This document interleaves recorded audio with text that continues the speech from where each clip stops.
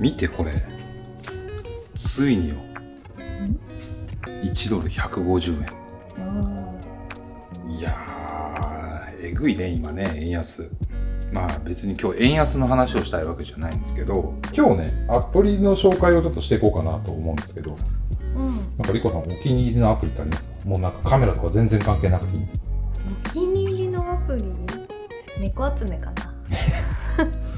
昔やってたのをちょっともう一回なんかたまたま見かけてやってみようかなと思って。意外とハマっちゃうね。餌を出しておいて、そうすると猫が寄ってくるから。それ捕まえてどうすんの？捕まえるわけじゃない。捕まえないの？おもちゃ置いといて、そうするとおもちゃとかベッドとかで寝てくれるのよ。その様子を眺めるっていう。はあ、そうですか。はい、じゃあ今日はね、僕が普段撮影時に使っていて、でこれがあると本当非常に便利だよっていうスマートフォンのねアプリをいくつか紹介したいなというふうに思います。で今日紹介するのはカメラアプリみたいなね、撮影時にそれを使って撮るとめちゃめちゃいい感じに撮れるよとかっていうものではなくて、撮影の前や撮影中にね合わせてこれを使うと非常に作業効率がはかどるよといったようなねアプリになってます。定番のものから意外とねこれ使ってる人少ないだろうっていうものまでいろいろあるので、ぜひね、最後までチェックしていただければなというふうに思います。はい、じゃあねやっていきましょう。じゃあまずね1個目のアプリなんですけど、これはね定番中の定番というか、皆さん知ってる方も多いと思うんですけど、サンサーベイヤーっていういわゆる日の出とか、日の入りの時間だったりだとか、あとは今太陽がどこにあるかっていうのを確認できるアプリになります。何時ぐらいにこっちから光が入ってくるんだなみたいなことを結構これでね事前に調べてから撮影に挑むようにしてます。東京駅で撮影するなんて話になったら、ここで東京駅で検索すると東京駅が出てくるんで、マップが東京駅の位置に行きますと。日の出がだいたい今だと5時52分で、日の入りが夕方の4時58分。4時58分、もうそんな時間に日沈んじゃうの？早いね。マップ上から俯瞰するだけじゃなくて、このねサンサーベイヤーすごいのがストリートビューと連動してで見ることもできるんですよ。その場所に行かなくてもストリートビューで太陽が例えば夕方3時頃だとこの場所だとあっち側にあるんだみたいなことが分かるんで、これねめちゃくちゃ便利なんですよ。 AR カメラっていうのに切り替えると、今いる場所にAR で太陽の位置がどこにあるかっていうのを、こうやってね確認することができるんですけど、ちょうどね眩しい。あそこが12時の位置なんで、今12時8分だからこの辺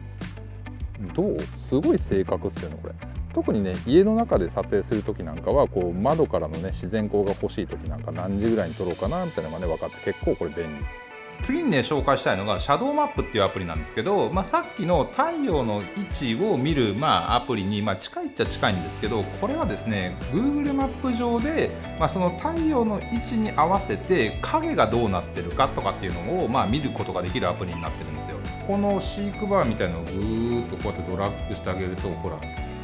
かります？影がね、ビルの影が、見えるんですよ。東京駅の前の広場に光が差してるのが、今の時期何時かっていうと、だいたい9時56分ぐらいだったら綺麗にね光が入ってるっていうのがね、これを見ると分かります。12時ぐらいになっちゃうとこうやってねがっつりここにね影が入っちゃってて、これだとね、この時間を避けようかなと。雲とかを計算してそれを考慮してるわけじゃないんで、あくまで雲一つない空だった場合っていうことになるんで、多少これとはね変わってくることもあるかなって気はするんですけれども、意外と使えるアプリかなと思います。このシャドウマップは無料でダウンロードすることができて、今見てもらった感じで使うことができるんですけれども、日付を変更するには優勝版の方に課金しないといけなくて、それがね、年間1800円となっているので、そうですね、あんまりその撮影日が1ヶ月後とかでないんであれば、無償版の範囲で全然使えるかなっていうふうにはね思います。はい、じゃあお次はアプリってわけじゃないんですけれども、本日のスポンサーであるアートリストをご紹介したいなと思います。アートリストは個人商用問わずハイクオリティな音楽やサウンドエフェクトをダウンロードし放題のサービスとなってます。音楽であれば膨大な数のライブラリーの中から動画のジャンルに合ったものだったり、あとは音楽のジャンル、使用されている楽器、歌があるかないかみたいなところから絞り込んで検索することができます。で料金プランはいくつかあるんですけれども、個人の方であればソーシャルクリエイタープランがおすすめで、自身が運営しているさまざまな SNS チャンネルで使用することができて、年間契約で月額換算$9.99となってます。もしお仕事でやられているということであれば、クリエイタープロプランがおすすめで、こちらは自身の SNS チャンネル以外にもクライアントの SNS チャンネルやウェブサイト、あとは広告なんかでも利用することが良しとされています。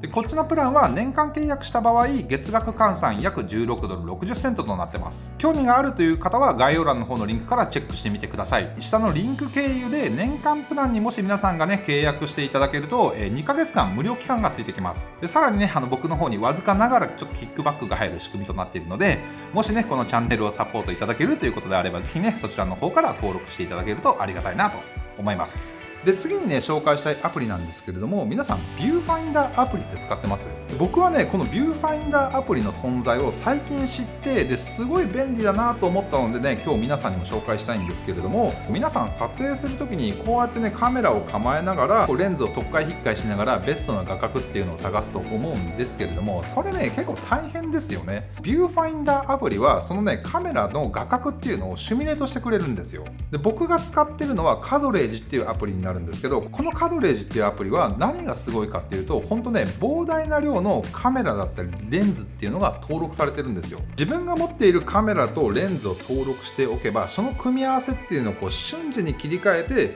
このねスマートフォン上でね画角を確認することができるんですよ。でこのカドレージっていうアプリはさらにロケハンを良くする方にとっても非常に便利だと思います。っていうのもロケハンをするときに、例えばね、ここのシーンだったら、このカメラとこのレンズの組み合わせで撮るのが一番いいかなっていうのを、探しておいて、でそこを写真とか動画で撮っておくんですよ。で次のロケーションに行っても同じことをやって、さらに次のロケーションに行っても同じことをやってっていうのを繰り返していくと、膨大なねその撮影リストが出来上がるじゃないですか。でそうやって撮りためた画像を最終的にはこのアプリの方から全部選んで PDF に出力することができます。出力された PDF にはサンプル写真で、それがどのカメラどのレンズの組み合わせで撮ったものなのかっていうのと、あとは場所情報、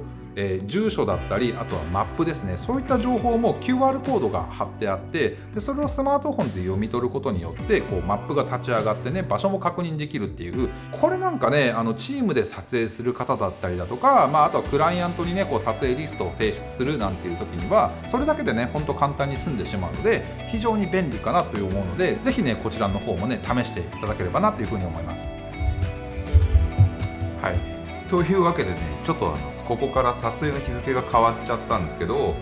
最後にね紹介したいのが、ミラノートっていうアプリになります。アプリっていうよりは、ウェブサービスなんですけれども、一応ね iPhone アプリもあるので、今回はこの動画で紹介させてもらおうかなと思います。いわゆるねホワイトボードみたいなアプリあるじゃないですか。まっさらなキャンパスの上にいろいろテキストを書き込んだり、なんか画像を貼ってみたりで、それを複数人でコラボレーションするみたいなやつありますよね。あれにね非常に近いんですけれども、ただあれって書き込んでいくときはすごく便利なんですけど、後々見返すってなってくると整理整頓ができてなくて、見づらかったりすることもあると思うんですけどね、このミラノートは非常にね綺麗に整頓しながらそれを行えるっていうようなアプリになってます。僕はこんな感じでクライアント案件であれば、動画のね、イントロから、最後終わりまでだいたいこういうようななんか構成でやってきますよっていうのを、最初は本当自分用にアイディアとしてどんどん書き込んでいって、最終的には綺麗に整頓して、でそれをこのままクライアントさんに共有すると、そういった使い方をしてます。ですごく UI もシンプルで、かつ自由度が高くて、こういったねボードっていうものをどんどん作っていって、これがフォルダーみたいな役割をしてるんですけれど、これに名前をつけてで、プロジェクトごとに整理していくっていうような感じになります。で新しいボードを作ってこう開いた時に、右下にね、こういったテンプレートからも始められますよっていうようなのが出てくるんですけど、このトップピックっていうのを見ていただくと分かる通り、これねすごく多くの映像クリエイターの方に選ばれてるんですよ。で僕もこれね YouTube で映像クリエイターの方が紹介してるのを見て知って使ってみたんですけど、本当ねやっぱね動画クリエイターにとっては使いやすいかなと思います。いろんなテンプレートがあるので、自分のプロジェクトに合ったものをそこから選んで始めるっていうのがね非常に簡単でいいかと思います。僕がね一番気に入ってるポイントは、アイディアを探してる時っていろんなこうネット上からソースを引っ張ってくるじゃないですか。それが Twitter だ、Instagram だ、YouTube だ、Vimeo だなんだろうがもういっぱいあると思うんですけど、そこのねURL をポンってここにコピペするだけで、ただ URL が貼り付くんじゃなくて、ちゃんと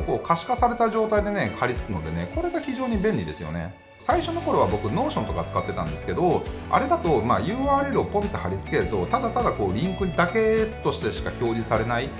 ようなこともあったりするんで、そこのね対応しているサービスの幅が非常に広いなというふうに感じてます。でパソコン上でこうやっていろいろアイディアを練りながら、でいざ実際に撮影を始めるとか、あとは外出先でちょっとチェックしたいななんていう時はアプリを開くと、こんな感じでレイアウトもね綺麗に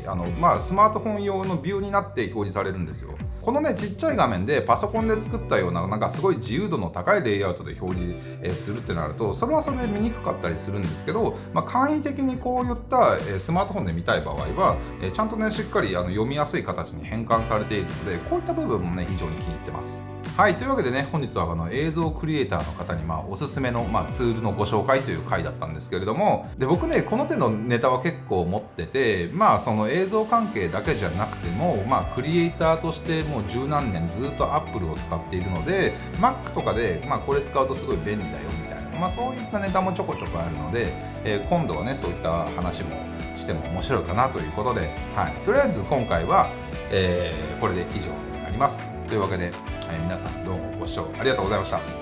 ピース。